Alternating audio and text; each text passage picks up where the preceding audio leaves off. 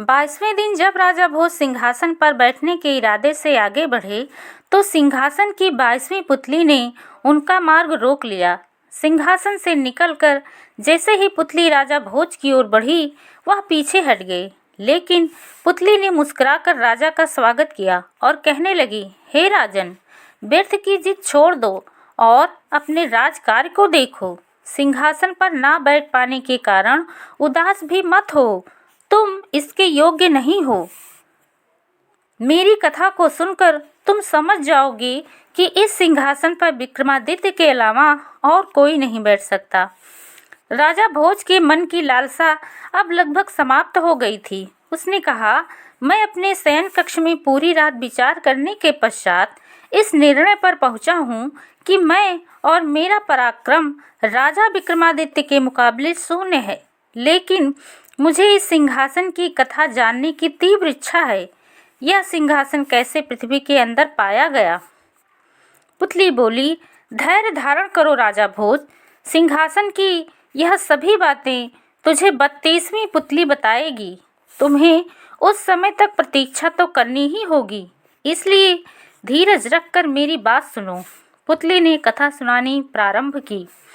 एक दिन राजा विक्रमादित्य ने पाताल लोक के राजा बलि की प्रशंसा सुनकर अपने मन में विचार किया कि एक दिन राजा बलि का दर्शन लाभ प्राप्त करना चाहिए।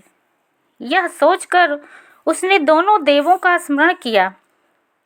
कहिए महाराज अधिराज, हमारे लिए क्या हुक्म है? हम पाताल लोक के राजा बलि के दर्शनों के लिए उनके पास जाना चाहते हैं। क्या तुम हमें वहां तक ले जा सकते हो? विक्रमादित्य ने अगिया बेताल के सामने अपनी इच्छा प्रकट की। यह सुनते ही अगिया बेताल कहने लगे, महाराजा, यह बात हम आपको पहले भी बता चुके हैं कि आपकी आज्ञा अनुसार हम आपको कहीं भी ले जा सकते हैं। जब भी वह जहाँ भी जाना चाहें, केवल आज्ञा दें। यह कहकर वह दोनों देव महाराजा विक्रमादित्य को लेकर पल भर में पाताल लोक जा पहुँचे। राजा बलि को जब यह खबर मिली तो अपने दूतों के साथ उसने यह संदेश भिजवाया, यह सत्य है कि महाराजा विक्रमादित्य ने लगभग यश, लेकिन मैं उन्हें दर्शन नहीं देना चाहता। बलि के दूतों ने राजा से यह सब बताया। महाराज, वे आपको दर्शन नहीं देना चाहते। बलि के दूतों के मुख से राजा बलि की बात सुनकर महाराजा विक्रमादित्य कहने लगे, धिक्कार है इस जीवन को जो इतना यश कमाने के बाद भी राजा बलि के दर्शनों का लाभ ना प्राप्त कर सके।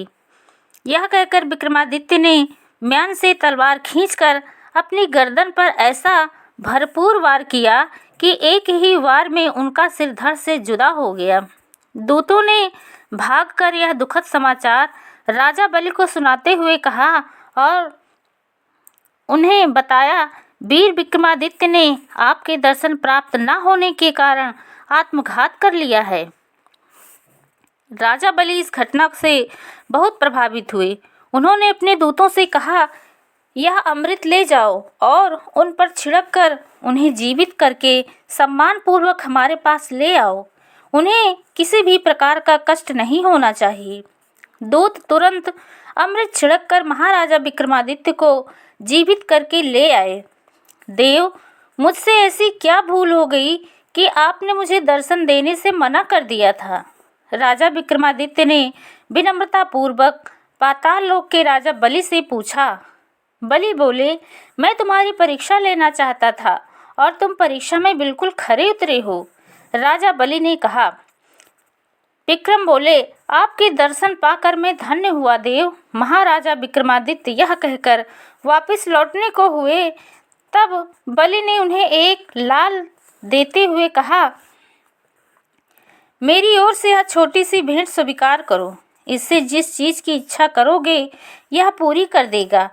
महाराजा विक्रमादित्य ने वह भेंट स्वीकार कर ली। वह वापस चल दिए। दोनों देवों से विक्रमादित्य ने कहा, चलो अब हमें भूलोक पर पहुंचा दो। देव तुरंत महाराजा विक्रमादित्य को अपने कंधों पर बैठाकर उनके राज्य में ले आए। राज्य से कुछ दूर दोनों देवों को विदा करके विक्रमादित्य अपने राजमहल की ओर जा रहे थे कि उन्होंने नदी तट पर एक चिता जलती हुई देखी। चिता के पास खड़ी एक स्त्री विलाप करते हुए कह रही थी, हाय प्राणनाथ, तुम मेरा साथ छोड़ गए। घर पर जो कुछ था उसे बेचकर तुम्हारी चिता सजाई। अब तो कुछ भी ऐसा नहीं बचा जिसे बेचकर मैं आपका श्राद्ध भी कर सकूं। हाय, मैं कैसी अभागिन स्त्री हूँ।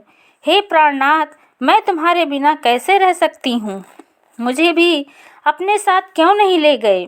स्त्री के इस करुण विलाप को सुनकर महाराजा विक्रमादित्य से रहा नहीं गया। वे तुरंत उसके पास जा पहुँचे और कहने लगे, देखो बहन, जीवन मृत्यु पर किसी का कोई भी वश नहीं चलता।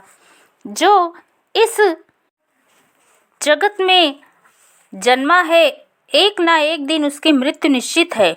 तुम धैर्य धारण करो। लो, यह लाल रख लो, यह तुम्हारी आवश्यकता पूरी करता रहेगा। रोना धोना त्याग कर अपने घर जाओ और शेष जीवन आराम पूर्वक व्यतीत करो।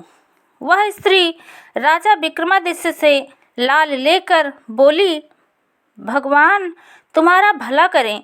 तुमने विपत्ति के इस समय मेरी मदद करके मुझ अभागन पर बहुत बड़ा उपकार किया है। नहीं बहन, मैंने तुम पर कोई उपकार नहीं किया। मैंने तो केवल अपने धर्म का पालन किया है, राजा विक्रमादित्य ने कहा। यह सुनकर वह स्त्री लाल लेकर अपने घर लौट गई।